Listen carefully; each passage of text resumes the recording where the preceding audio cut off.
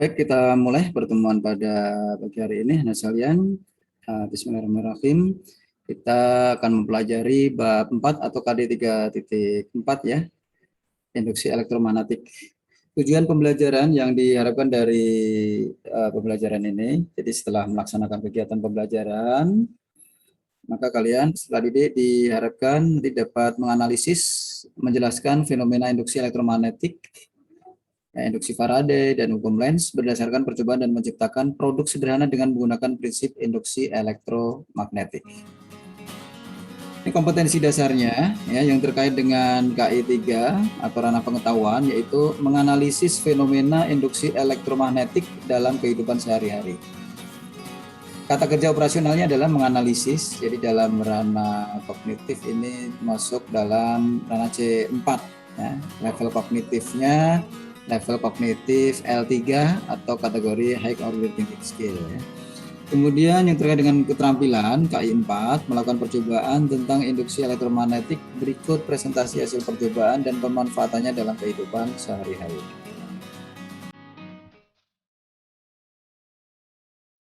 Nah, ini submaterinya ada 4 yang kita pelajari. Yang pertama gaya gerak listrik, hukum Lenz, induktansi, dan aplikasi induksi elektromagnetik.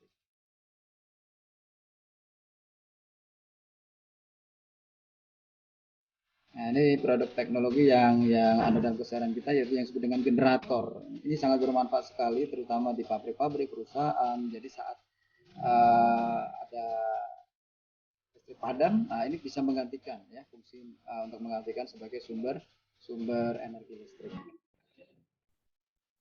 Baik, sekarang kita pelajari bersama yang pertama, gaya gerak listrik atau yang disingkat dengan GGL.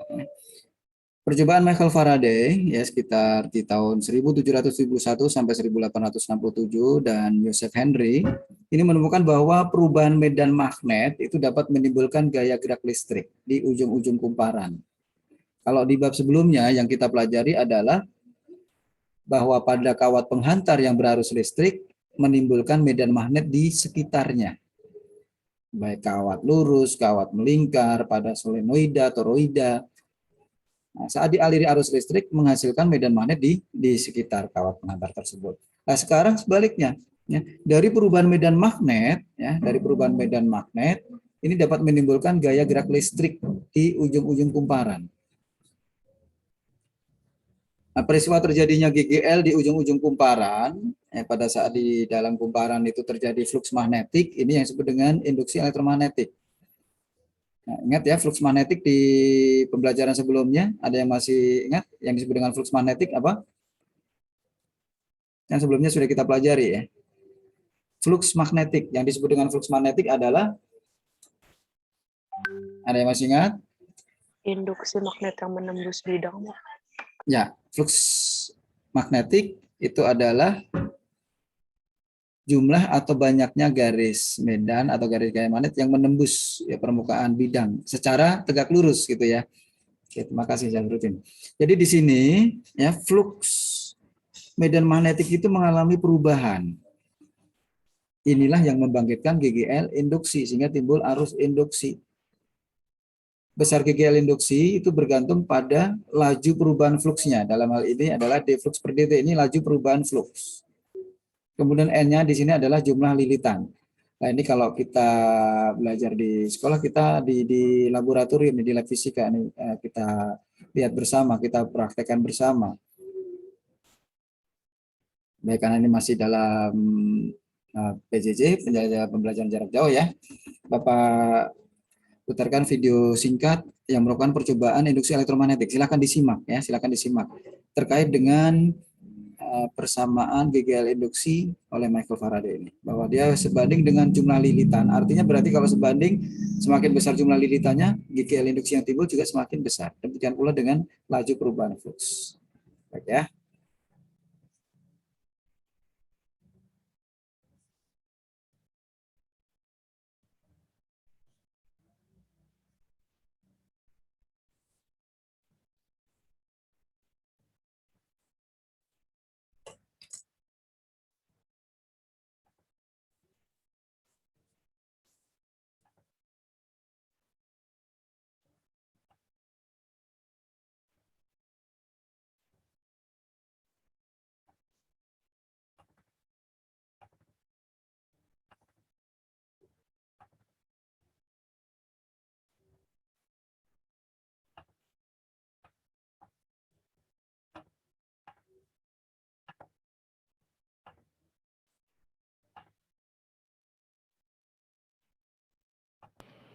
Berikut ini alat dan bahan yang digunakan dalam percobaan induksi elektromagnetik. Yang pertama adalah galvanometer. Galvanometer di sini digunakan untuk mengukur arah dan besarnya nilai arus yang relatif kecil akibat adanya perubahan pada medan magnet. Oke, yang pertama galvanometer, yang kedua adalah kabel penghubung. Kemudian kita memiliki 4 macam kumparan dengan lilitan yang berbeda-beda, yaitu 300, 600, 1200, dan 3600. Dan yang terakhir kita memiliki 2 buah magnet batang yang pendek. Baik, sekarang kita akan coba merangkai. Kita sambungkan kabel penghubung pada galvanometer dan pada lilitan. Di sini kita melihat adanya sebuah konektor. Kita hubungkan seperti ini.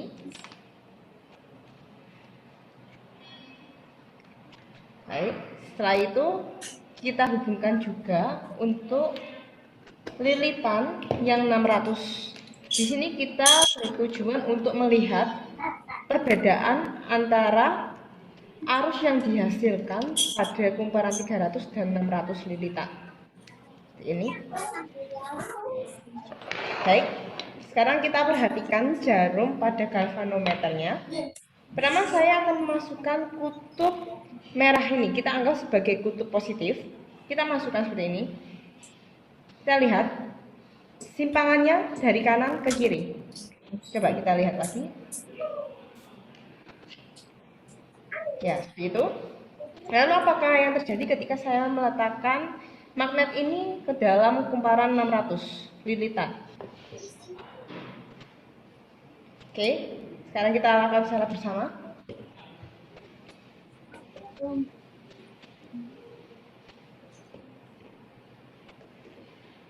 Dari kanan ke kiri. Sekarang kita lihat di sini.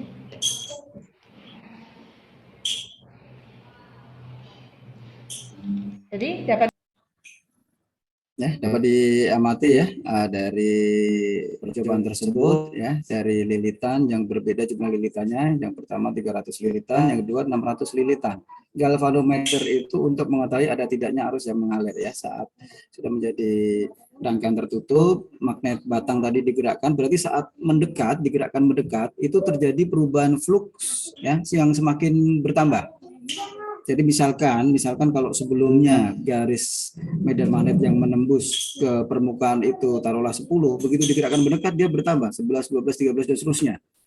Nah, inilah perubahan flux yang membangkitkan GGL induksi sehingga galvanometer dari menyimpang. Begitu ditarik berarti terjadi pengurangan flux. Yang tadi misalkan dari 20 menjadi 19, 18 dan seterusnya.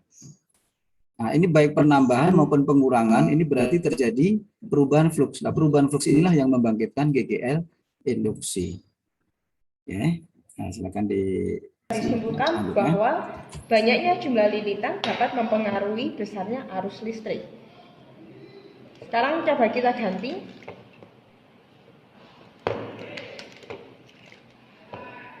Pada lilitan 1200 dan 3600. Sama seperti sebelumnya, kita coba hubungkan seperti ini.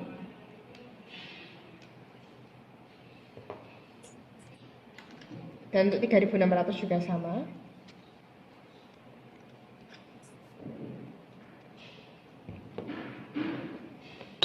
Lalu coba kita lihat arah simpangannya. Lebih kuat bukan dibandingkan dengan kumparan 600 dan 300. Kita lihat lagi secara bersama-sama.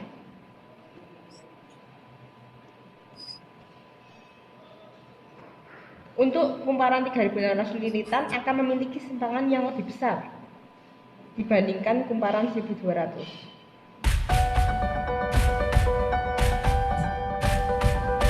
Sekarang kita balik ujung magnetnya menjadi yang biru. Kita lihat arah simpangannya dari mana, yaitu dari kiri ke kanan. Baik, demikian percobaan kita mengenai induksi elektromagnetik.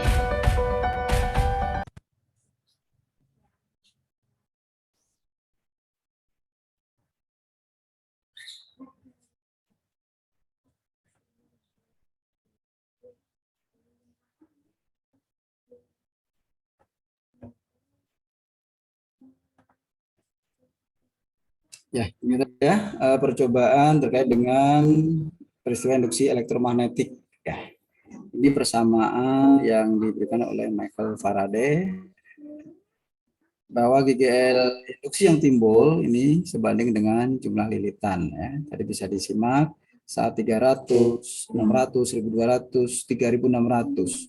Semakin banyak jumlah lilitannya, maka semakin besar simpangan yang ditujukan oleh jarum galvanometer. Itu menunjukkan bahwa GGL induksi yang timbul itu semakin besar atau semakin kuat. Arus induksinya semakin besar. Arus induksi itu sebanding dengan GGL-nya kan. Nah, kemudian laju perubahan flux, d flux per dt, dalam hal ini misalkan untuk jumlah lilitan yang sama, ya, saat kita menggerak dekat atau menjauh itu semakin cepat, maka GGL yang pun juga akan semakin besar saat semakin cepat kita menggerakkannya. Ya. Baik masuk, mendekat, pun keluar dari permukaan kumparan tadi. Jika perubahan flux magnetiknya konstan, artinya misalkan dari detik ke-1 ke detik kedua perubahan fluxnya misalkan dari 5 menjadi 10 Weber, ya berarti delta fluxnya flux 2 min flux 1, 10 min 5, delta T-nya T2 min T1, 2 min 1, seperti itu ya. Itu perubahan flux magnetnya konstan terhadap waktu. Tapi kalau merupakan fungsi waktu, misalkan flux diketahuinya bersamaan 5T kuadrat ditambah 8T plus 2. Nah, maka nanti pakai fungsi diferensial atau turunan ya. Nah, berarti kan nanti kan d flux per dt-nya turunan dari ini 10T plus 8. Tinggal saat T berapa nanti tinggal dimasukkan ke persamaan. Baik, seperti itu ya. Untuk yang pertama gaya gerak listrik. Ada pertanyaan sampai di sini? Bisa dipahami ya? Silakan jika ada yang mau ditanyakan.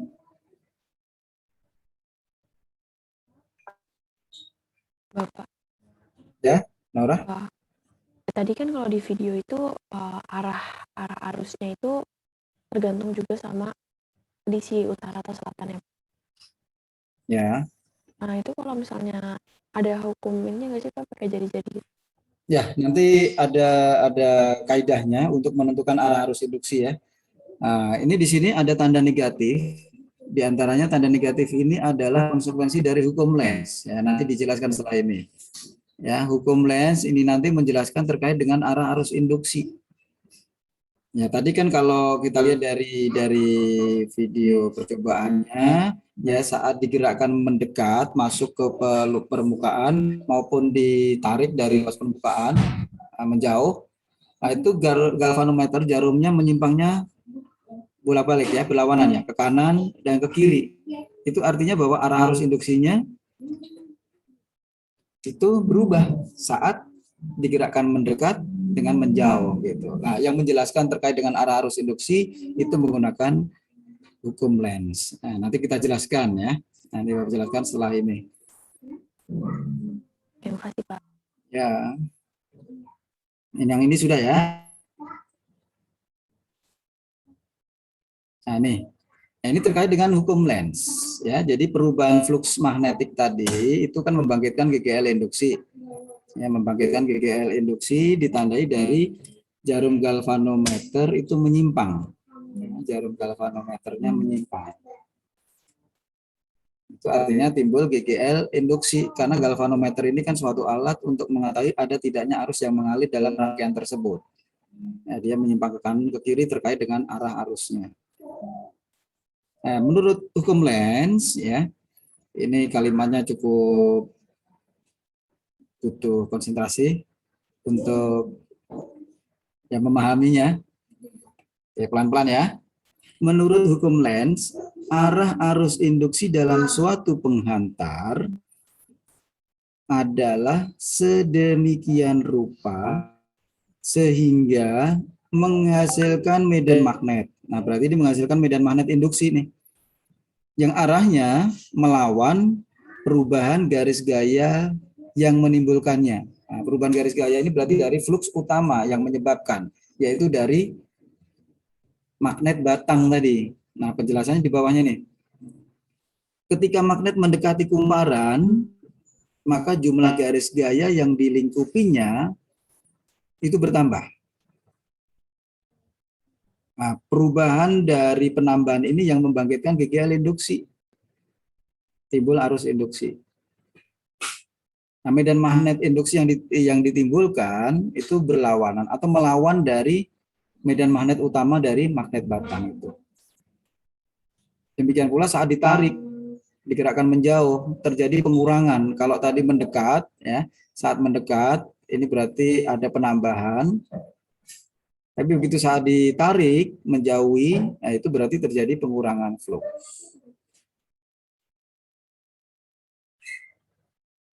Gimana? Memahami kalimat ini? Susah ya dipahami ya?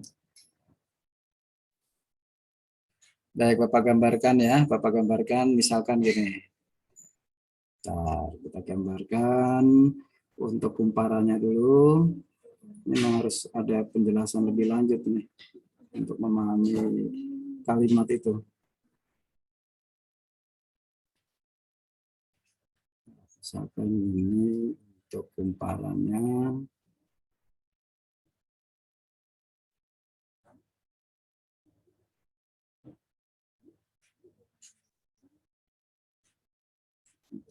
Kumparan. Kita gambarkan dulu untuk arah lilitannya. Ini lilitan kumparannya.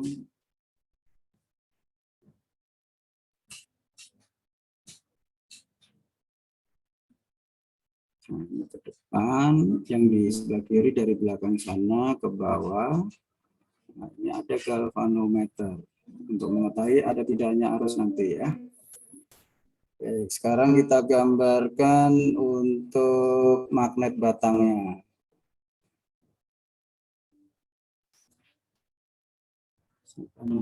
Magnet batang.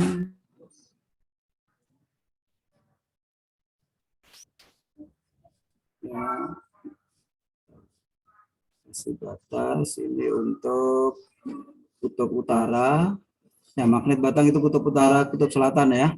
Tapi umumnya itu bukan positif negatif, lebih umumnya adalah kutub utara, kutub selatan. Nah, dia garis gaya magnetnya keluar dari kutub utara ya, masuk menuju kutub selatan. Jadi kalau seperti ini, ya, ini arah garis magnetiknya. Jadi dari sini masuk ya, ke permukaan, menembus permukaan, dan seterusnya. Nah, misalkan masuk ke sana. Ya, nanti kan ibaratnya akan melengkung keluar gitu ya, menuju ke kutub selatan. Nah, misalkan seperti ini dan seterusnya. Nah, ini adalah flux utama, ya, flux utama atau medan magnet utama dari magnet batang ini, ya, dari magnet batang. Ini medan magnet flux utama yang menembus. Nah, begitu ini digerakkan mendekat, ya, ini digerakkannya mendekat. Masuk ke sana tadi ya, mendekat. Jadi ini gerakannya mendekat, maka jumlah flux ini akan bertambah banyak. Yang tadinya misalkan 5 bertambah menjadi 6, 7, 8, 9, 10, 11 dan seterusnya. Saat masih digerakkan, nah berarti ini terjadi perubahan flux. Nah, perubahan flux inilah yang membangkitkan GGL induksi pada kumparan ini, kumparan sebelah kiri.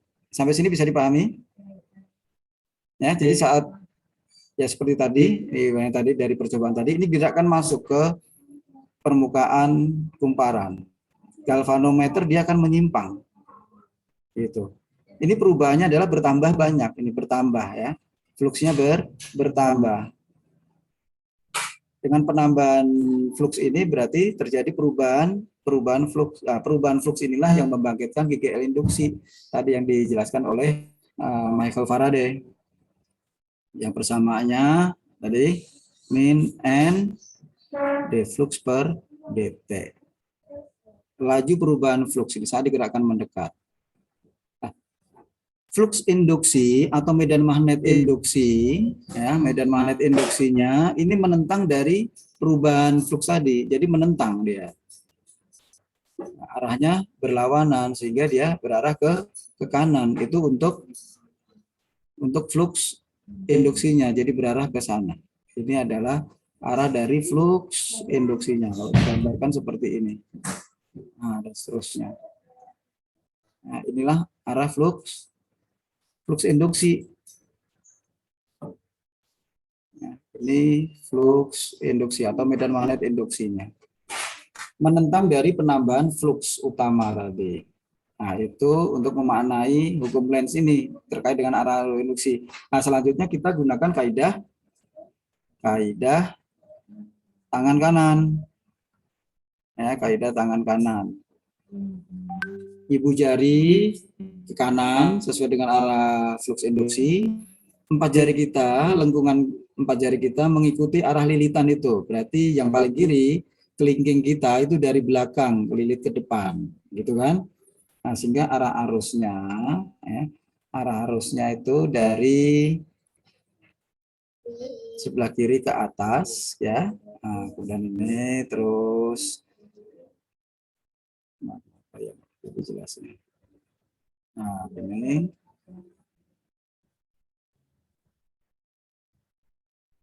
Nah, inilah arah arus induksinya. Nah, sehingga galvanometer menyimpang.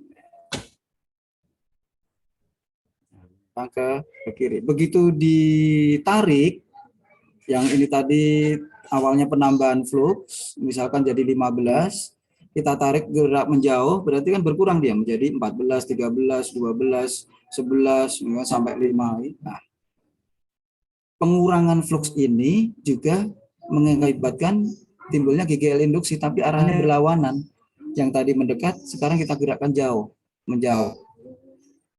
Nah, pengurangan flux itu kan berarti juga perubahan, ya. Dari 5 ke 10, perubahannya 5. Dari 10 ke 5, perubahannya 5. Sama. Tapi arahnya berlawanan, gitu. Tetap untuk arah garis gaya magnet itu keluar dari kutub utara. Tapi karena digerakkan menjauh, jadi ini garis gaya magnet yang menembus permukaan ini mengalami pengurangan, gitu. Yang menembus di sini itu mengalami pengurangan. Nah, sehingga dengan kaidah tangan kanan, ya, flux induksinya berarah ke kiri, ibu jari kita ke kiri, maka ya kelingking kita yang sebelah kanan itu ada di depan, ya, arahnya ke atas. Ya, arahnya ke atas, ini ke bawah, sehingga dia galvanometer menyimpangnya kebalikannya dengan yang saat mendekat tadi. Sampai di sini bisa dipahami? Nah, ini untuk penjelasan dari kalimat terkait dengan hukum Lenz ini, arah arus induksi, arah arus induksi. Jadi kalau tidak diilustrasikan dengan gambar mungkin agak susah memahaminya, ya. Jadi maksudnya seperti itu, ya. Ini arah arus induksi, ya, arah arus induksi dalam penghantar ini, dalam kumparan ini sedemikian rupa sehingga menghasilkan medan magnet, ya. Menghasilkan medan magnet induksi yang arahnya ini menentang atau melawan dari perubahan flux yang menyebabkan ini, flux utama dari magnet batang ini. Karena digerakkan mendekat, ini perubahannya merupakan penambahan, ya. Saat nanti digerakkan menjauh, berarti perubahannya adalah pengurangan flux.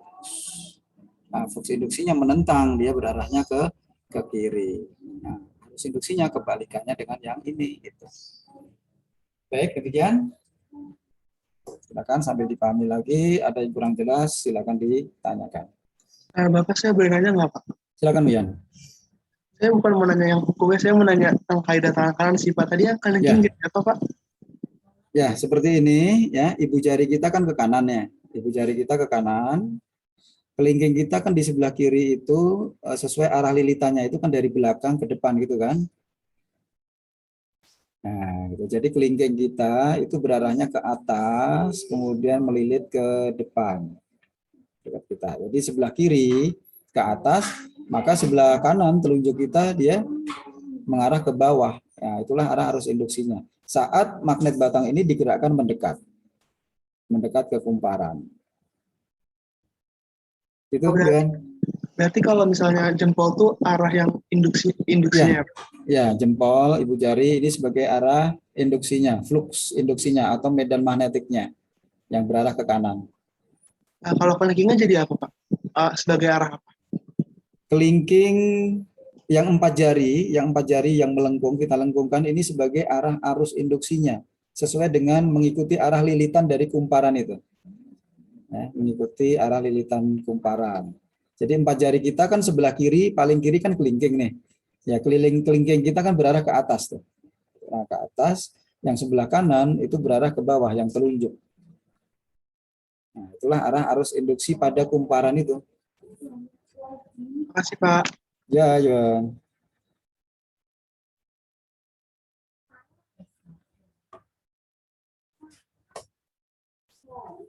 Baik, bisa lanjut?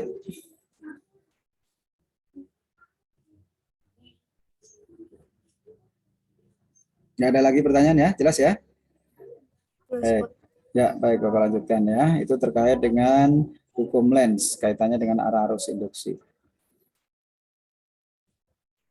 Ya, berikutnya adalah GGL induksi pada kawat dalam medan magnet ya.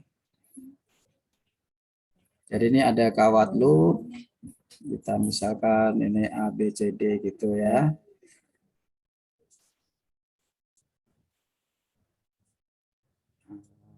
B, C, D. Nah, kawat konduktor PQ ini dapat digerakkan ke kanan maupun ke kiri ya. Nah, sekarang dalam hal ini dia digerakkan ke kanan dengan laju V ya, kawat menghantar PQ ini. Dia berada dalam medan magnet homogen. Nah, ini medan magnetiknya tanda cross, artinya berarti B-nya adalah masuk menembus bidang ya. Panjang kawat konduktor PQ ini L.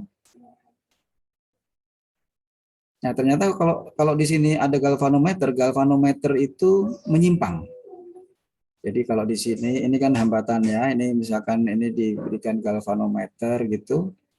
Nah, jarum galvanometer saat kawat PQ ini digerakkan ke kanan maupun ke kiri, galvanometer ini menyimpang.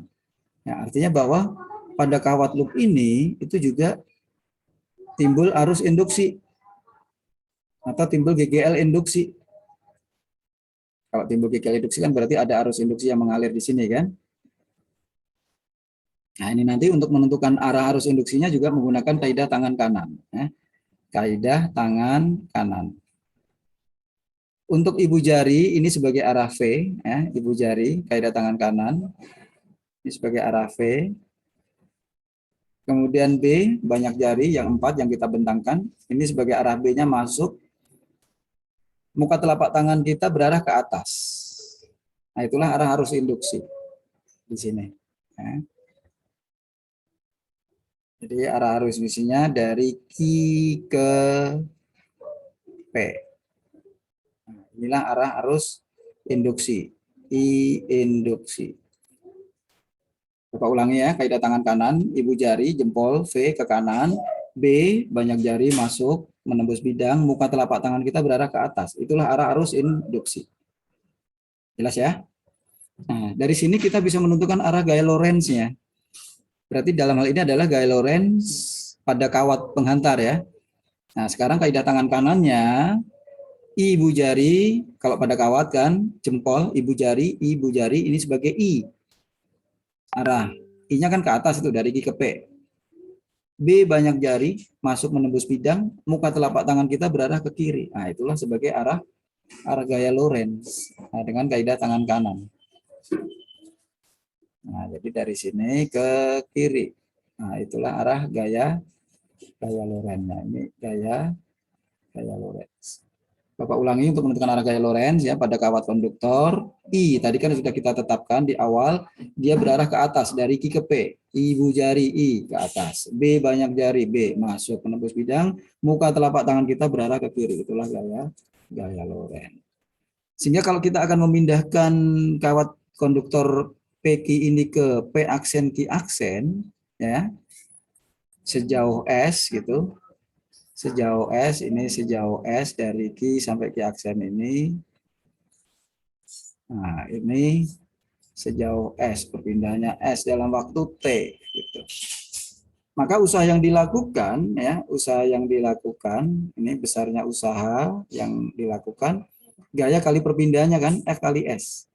Nah, karena gayanya berarah ke kiri, kita memindahnya ke kanan, ini ada tanda negatif, berlawan dengan arah gayanya. Jadi F kali S ya. F gaya Lorentz pada kawat konduktor bil sin theta ya. Karena dalam hal ini B dengan I-nya tegak lurus ya, sin 90 1, jadi bil kali S. Nah, usaha dalam hal ini berkaitan dengan energi listrik ya, VIT. Nah, V-nya dalam hal ini tegangannya adalah GGL induksi yang terjadi atau yang timbul di epsilon IT. Nah, sehingga dari sini kita punya dua persamaan, yaitu yang pertama B I L kali S sama dengan epsilon atau EIT ya, ini I coret. Sehingga GGL-nya sama dengan min B L S per T. Nah, S per T perpindahan atau jarak yang ditempuh kawat konduktor PQ ini selama T waktu. Nah, ini tidak lain adalah V, laju dari gerak kawat konduktor PQ ini, sehingga bisa kita tuliskan min BL V. Nah, inilah GGL induksinya. Persamaan di sini. Ini kalau tegak lurus ya, tegak lurus antara V dengan B. Kalau V-nya dengan B membentuk sudut tertentu, ya tinggal dikalikan dengan fungsi trigonometri sinus ya. Jadi nanti lengkapnya adalah BLV sin theta. Jadi theta ini adalah sudut yang dibentuk antara V dengan B ya. Nah, ini gaya Lorentz-nya, ini hanya permainan matematika ya, substitusi dari persamaan yang ada, yang awalnya rumus awalnya adalah BIL ini. Nah, nanti I-nya, arus induksinya kan bisa diganti dengan GGL per hambatan, kalau di sini hambatannya R gitu kan. Sehingga nanti akan dipilih persamaan ini, jadi gini kan, F sama dengan BIL. Nah, I-nya kan GGL per hambatan gitu kan. Jadi GGL nanti kan BLV, ini kan per R kali L. Nah, diperoleh persamaan ini. B kuadrat L kuadrat V per R. Baik, sampai di sini. Silakan jika ada yang mau ditanyakan. Bapak, saya mau nanya. Ya, silakan. Jadi kalau gaya Lorentz-nya itu udah pasti berlawanan arah sama arah V-nya itu. Ya, betul sekali. Ya, kalau kita uraikan F gaya Lorentz yang timbul ya, gaya Lorentz yang timbul atau yang terjadi itu selalu berlawanan dengan arah gerak kawat konduktor PQ. Ya, misalkan kalau kita gerakkan ke kiri, ya, saat kita gerakkan ke kiri, ibu jari kita, jempol kita ke kiri, B masuk, maka muka telapak tangan kita berarah ke bawah, ya kan? Jadi arus induksinya berarah ke bawah dari P ke Q. Nah, untuk menentukan gaya Lorentz-nya, ibu jari I ke bawah itu dari P ke Q, B masuk, maka muka telapak tangan kita ke kanan. Nah, ini jadi gaya Lorentz-nya ke kanan saat kita gerakkan kawat konduktor PQ itu ke kiri. Nah, artinya bahwa di sini bisa kita simpulkan bahwa gaya Lorentz yang timbul di sini akan selalu berlawanan dengan arah dari kawat itu kita gerakkan atau berlawanan dengan V gitu ya. Oke, nah udah. Masih, Pak. Berarti kalau I-nya itu juga bisanya ke atas sama ke bawah dong juga, Pak? Iya, kalau dalam kawat penghantar konduktor PQ itu ya kalau nggak ke atas ke bawah, tergantung kita menggerakkannya. Kalau kita gerakkan ke kanan kan berarti arahnya dari Q ke P. Tapi kalau kita gerakkannya ke kiri, nah, maka arahnya dari P ke Q. Nah, saat kita gerakkan ini kan terjadi perubahan flux ya, terjadi perubahan flux yang awalnya ini tadi misalkan ini 15 ya yang menembus permukaan P, B, C, Q. Begitu digerakkan ke kanan kan berubah ini menjadi 12, 15. Lah perubahan flux yang menembus ya, perubahan flux ini garis bawah magnet yang menembus permukaan bidang inilah yang membangkitkan GGL induksi pada kawat PQ. Jadi artinya kawat konduktor PQ ini dia berubah fungsi menjadi sumber yang menjadi sumber tegangan, timbul GGL induksi. Jadi kalau kita gambarkan dalam rangkaian sederhana ini bisa kita identikan dengan baterai, misalkan baterai gitu. Jadi kalau seperti ini, maka polaritas atau kutub positifnya P atau Q. Ya, kalau seperti ini. Yang positif P atau Q, yang positif, kutub positifnya. Q. Yang positif yang P ya, yang P ini yang positif. Nah, sementara yang negatif adalah yang Q. Kan kalau dalam sumber baterai itu mengalirnya dari negatif ke positif, tapi kalau udah di luar yang melalui lampu atau hambatan itu dari P melalui R baru ke Q. Ini arusnya ya, arusnya ya. Nah, jadi kalau dalam di luar itu dari positif ke negatif melalui lampu atau hambatan atau galvanometer ini. Tapi kalau di dalam sumber itu sendiri, baterai sendiri mengalirnya itu dari negatif ke positif. Oke, begitu ya. Baik, Pak, makasih. Ya, sama-sama. Baik, silakan jika ada yang lain yang mau didiskusikan atau yang ditanyakan.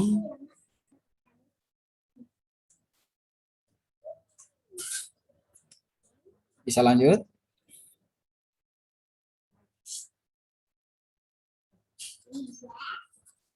Ada yang ditanyakan lagi? Cukup jelas ya?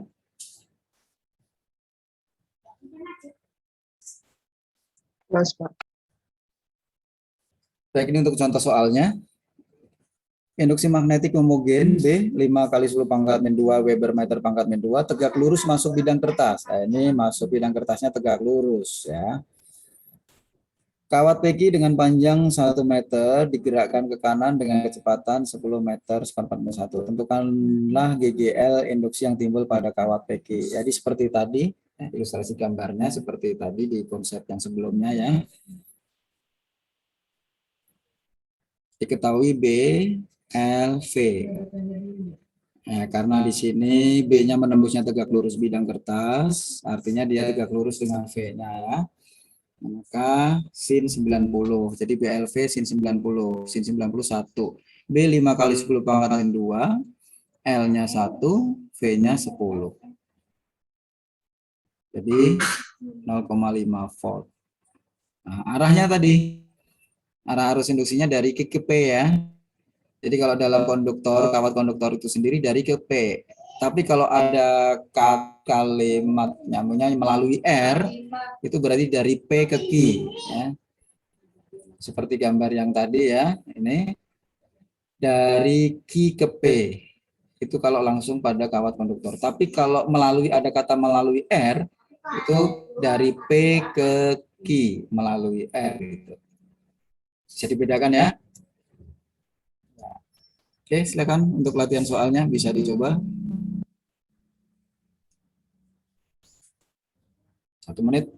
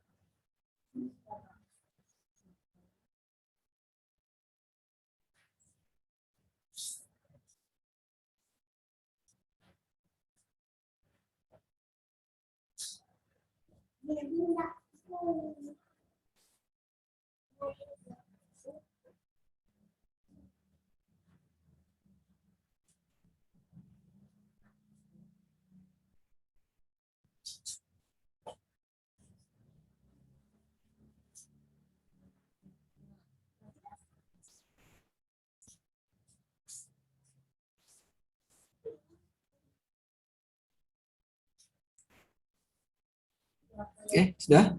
Siapa yang mau coba? Berapa temennya?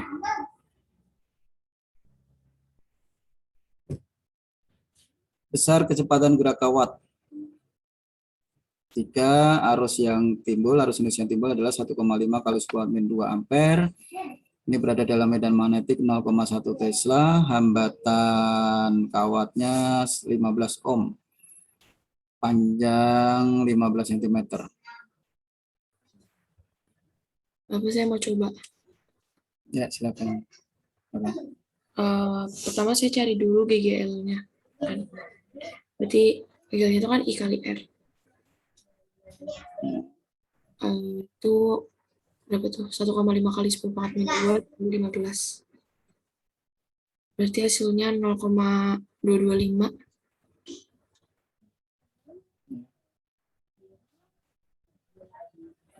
Nah, terus tinggal masukin rumus yang GGL sama dengan B kali L kali B. Ya, terus GGL-nya kan 0,225 sama dengan B-nya 0,1 kali 15 kali 10⁻² kali V. V-nya berarti 15. Oke, terima kasih. Nah, ini ya penjelasan untuk soal latihan ini ya. Jadi kecepatan gerak kawat tersebut adalah 15 meter per sekon untuk menghasilkan arus induksi sebesar 1,5 kali 10⁻² ampere. Nah, kalau ditanyakan arah arusnya dari A ke B atau dari B ke A? Dari B ke A, Pak. Nah, ini kan V ke kanan, B masuk. Iya, Pak, ke A ke B. Dari A ke B ya. Dari A ke B ini adalah arus induksinya. Kalau melewati R itu baru dari B ke A melalui atau melewati R di sini ya. Induksi. Oh, jadi kata kuncinya itu di dalam kawat AB ya, Pak? Ya, jadi kalau pada kawat AB arusnya dari A ke B itu pada kawat AB. Tapi kalau ada sambungan melalui R itu berarti dari B ke A melalui R. Jadi kalau melalui R kan berarti kan sini nih, lewatnya ke sini. Nah, ya, jadi ini polaritas positif atau kutub positifnya adalah yang titik apa? B atau A yang positifnya? Positifnya yang B, Pak. Ya, yang B ini yang positif. Ya. Ya, A yang negatif, kutub negatif. Baik.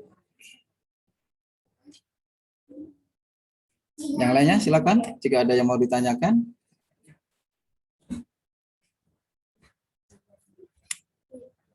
Nggak ada.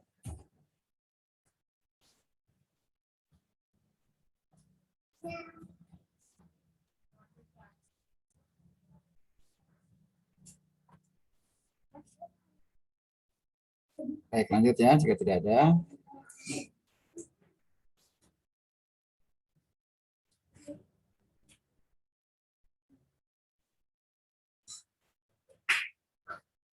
Baik, kita melanjut untuk sub yang ketiga, induktansi ya.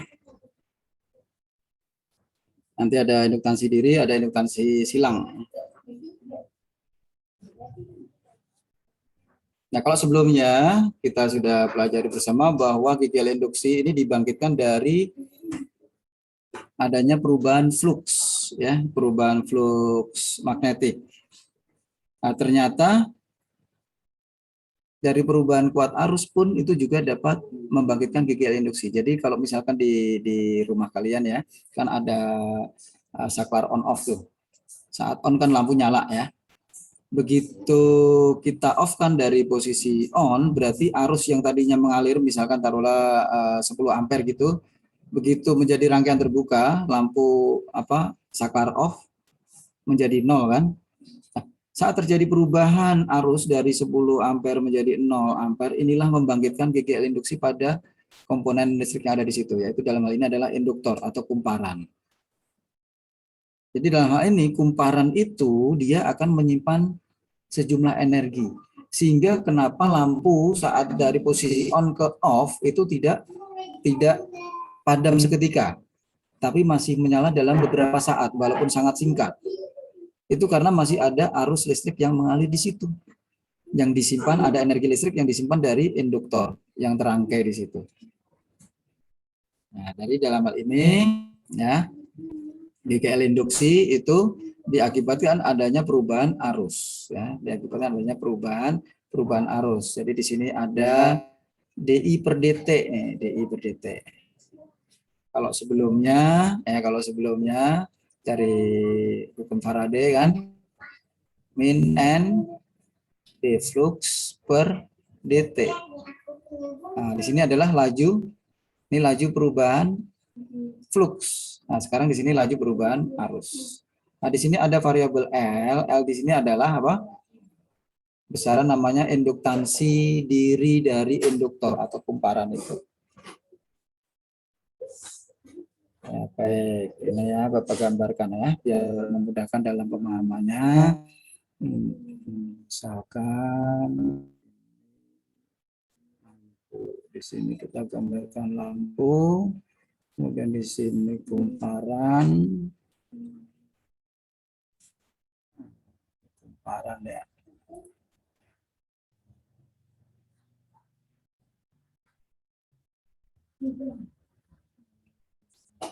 Nah, misalkan ini. Nah, kemudian di sini dihubungkan dengan sumber.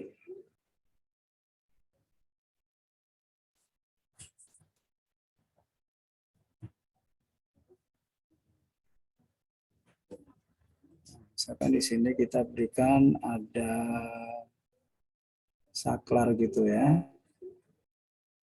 Ini S saklar on off. Saklar bisa untuk on off.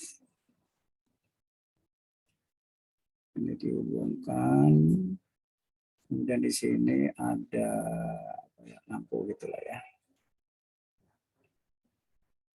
Nah, lampu gitu. Nah, saat posisi on ya, posisi on arus mengalir. Ini saat on nyambung ya. On. Lampu nyala. Nah, ini ada induktor kumparan di sini. Punya besaran namanya induktansi L. Nah, kemudian saat posisi off, dari on ke off, nah ini berarti terjadi perubahan arus. Nah, perubahan arus inilah ya, yang membangkitkan GGL induksi pada induktor ini. Nah, sehingga saat posisi off, lampu ini tidak padam seketika, tapi masih menyala dalam beberapa saat karena pada induktor ini berfungsi sebagai atau timbul GGL induksi sebagai sumber tegangan baru di sini. Ya, bisa dipahami ya. Nah, di sini ada L ya, LDI per DT. L di sini adalah namanya induktansi.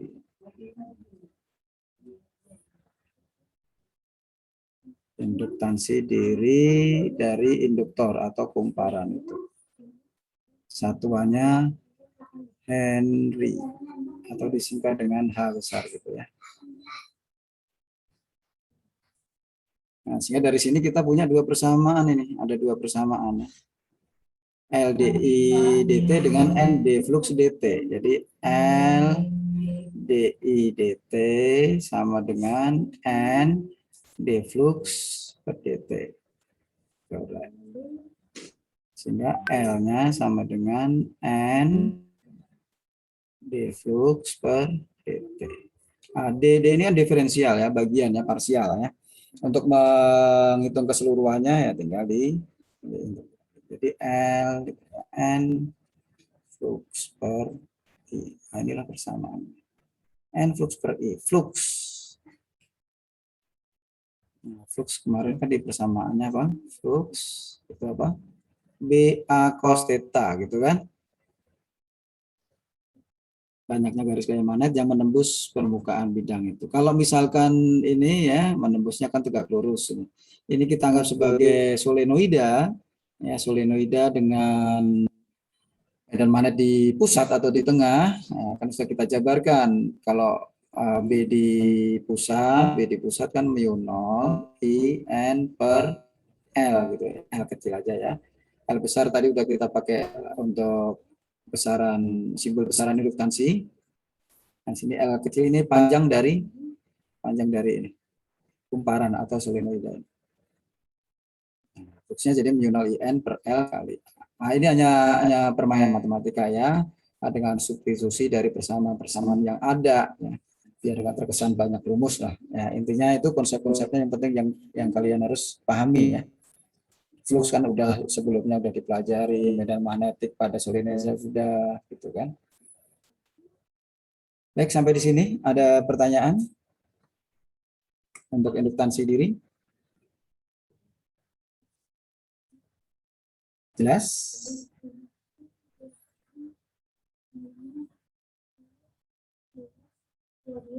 Jika ada yang masih kurang jelas, silakan ya, bisa ditanyakan ya.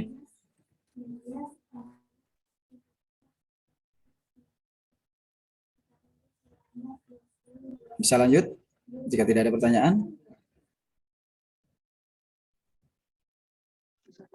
Bisa, baik.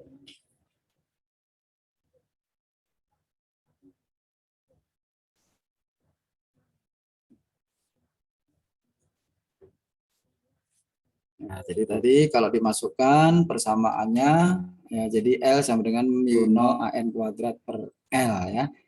Dari N flux per I tadi. Fluxnya disubstitusikan dari persamaan BA cos theta. Nah, tadi induktor itu kan menyimpan sejumlah energi. Ya, besar energi yang disimpan oleh induktor itu bisa kita hitung dari persamaan ini. W sama dengan setengah Li kuadrat. Di mana I-nya adalah kuat arus, ya, kuat arus yang mengalir. L-nya adalah induktansi diri dari induktor itu. Dari induktor. Kalau pada kapasitor yang di bab listrik statis, ya, untuk menghitung energi yang tersimpan dalam kapasitor, waktu itu apa persamaannya? Ada yang masih ingat? Kalau pada kapasitor, W sama dengan setengah CV kuadrat. C-nya adalah kapasitansi kapasitor. V-nya potensial. Kalau ini adalah setengah Li kuadrat. L-nya adalah induktansi. Nah, baik itu ya. Itu untuk induktansi diri ya. Nah, sekarang jika ada dua kumparan ya, misalkan ada dua kumparan primer, kumparan sekunder.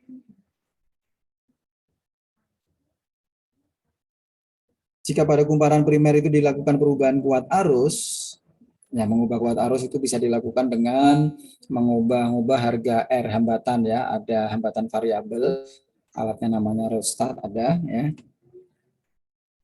Nah, perubahan arus pada kumparan primer ini akan menyebabkan terjadinya perubahan flux magnetik pada kumparan primer itu. Nah, perubahan flux magnetik inilah yang akan membangkitkan dari kumparan sekunder di dekatnya.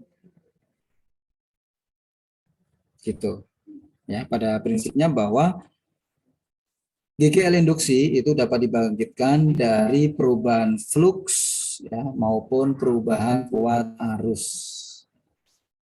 Nah, karena ini yang menyebabkan GGL induksi itu dari kumparan primer, nah maka GGL induksi pada kumparan sekunder, ya, pada kumparan sekunder atau yang kedua, nah, maka ini peristiwanya disebut dengan induktansi silang. Karena yang menyebabkan induksi itu dari kumparan pertama atau kumparan primer. Seperti itu. Jadi ada dua kumparan gitu ya, ada dua kumparan. Yang satu kumparan pertama itu harusnya diubah-ubah dengan cara mengubah harga R. Nah, itulah yang membangkitkan GGL induksi pada kumparan yang kedua.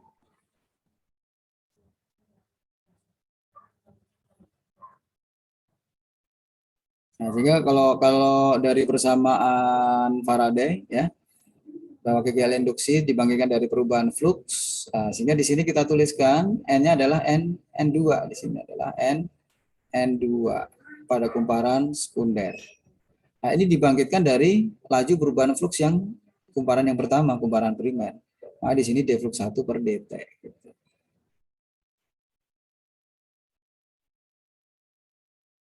Nah, di sini adalah induktansi silang M. Kalau yang induktansi diri itu L, lambangnya L ya. Di sini M itu adalah induktansi silang atau timbal balik. Satuannya sama, yaitu Henry. Satuannya sama dengan induktansi diri ya. MDI1 per dt, artinya bahwa laju perubahan arus pada kumparan primer itulah yang membangkitkan KGL induksi pada kumparan kedua.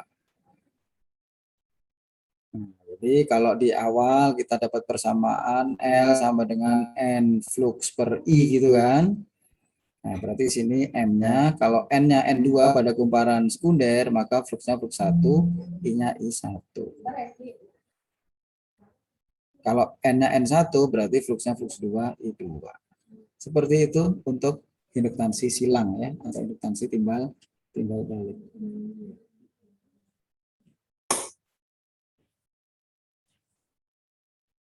Ya, gitu ya.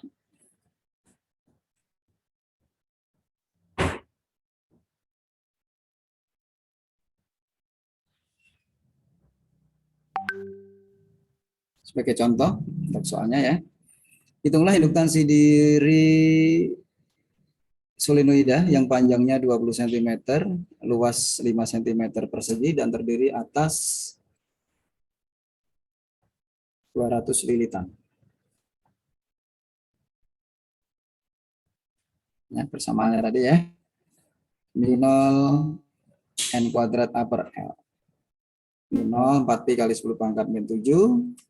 N-nya 200 kuadrat kan? Ya. Luasnya di sini 5 cm persegi, diubah dulu ke dalam satuan meter persegi ya. Jadi kali 10 pangkat min kali 10 pangkat min 4 di sini. Dibagi L kecil ini adalah panjang dari solenoida atau kumparan itu. 20 cm, jadikan dalam meter 0,2.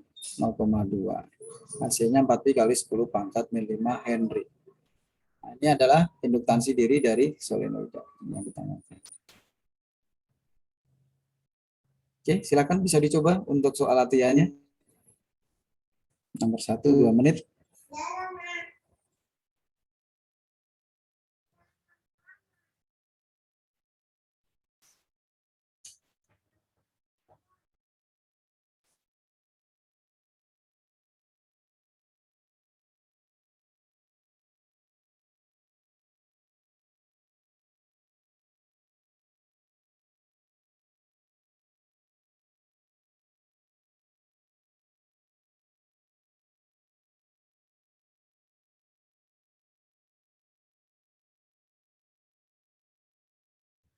Tiga 36 lengkap ya, jadi ya dari semua.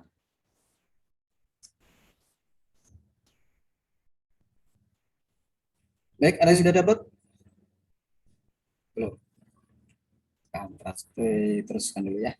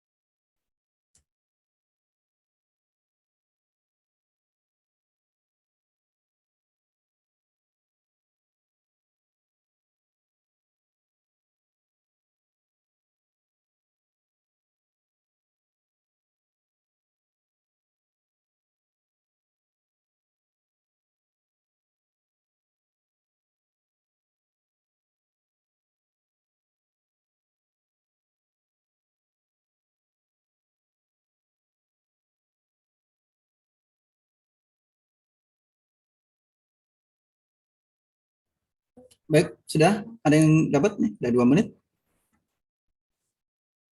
Sebuah solenoida dengan panjang 25 cm terdiri atas 100 lilitan. Kumparan kawat yang lain yang terdiri atas, ini berarti kumparan sekundernya ya.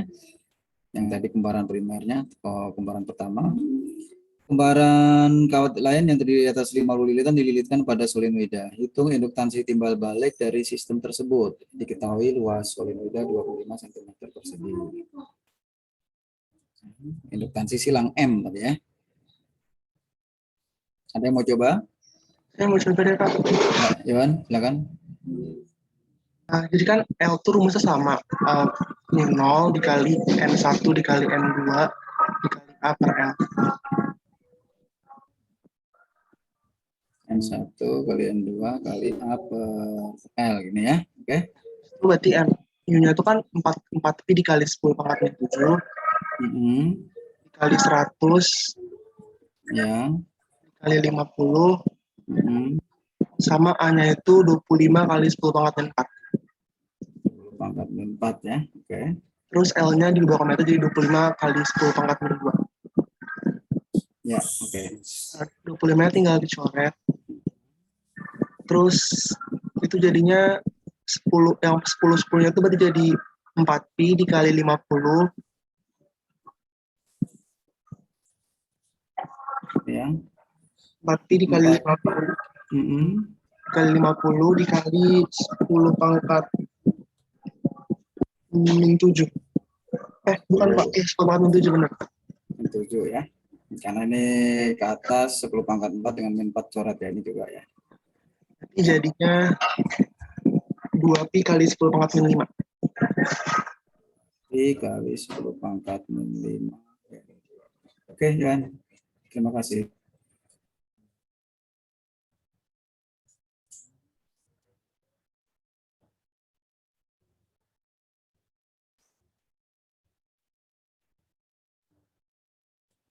Ya, ini untuk penyelesaiannya ya. Sampai di sini ada pertanyaan?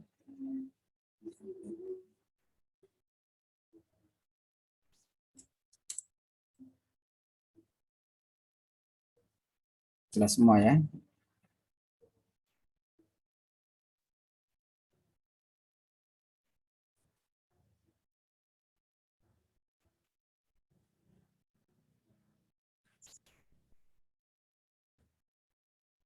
Baik, satu lagi. Nomor 2, kumparan dengan induktansi diri 5 mH dan tahanan 12 ohm dihubungkan dengan baterai 12 volt. Itu kan energi yang tersimpan dalam kumparan saat arusnya stabil. 1 menit ya. Silakan dicoba dulu.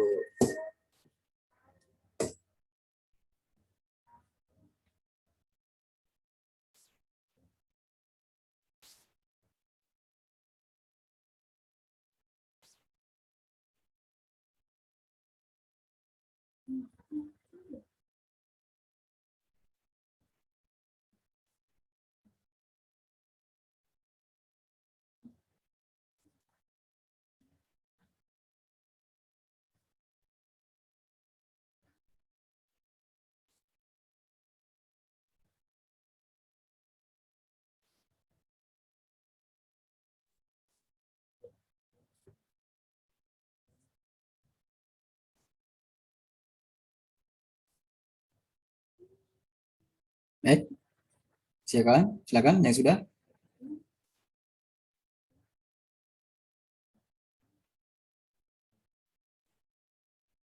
Berarti dari soal sudah diketahui ya, induktansi dirinya, hambatan. Coba saya mau coba. Ya, silakan Nur.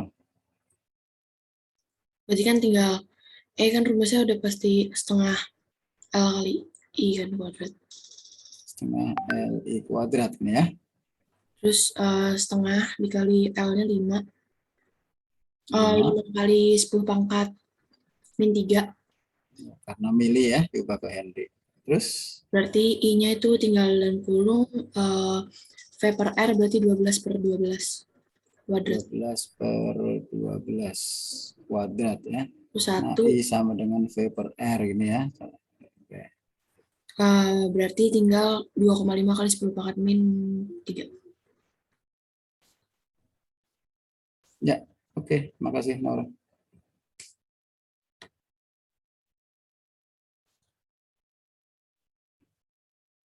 Nah, demikian ya. Untuk penyelesaian soal nomor 2 sudah betul tadi diselesaikan oleh Naura Hanani ya.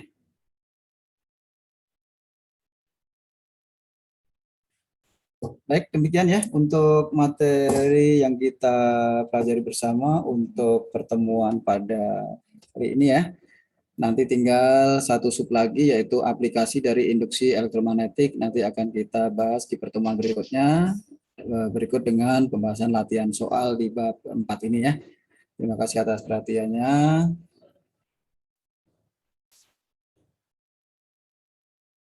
Semoga apa yang kita pelajari ini memberikan manfaat yang sebesar-besarnya buat kita semuanya ya.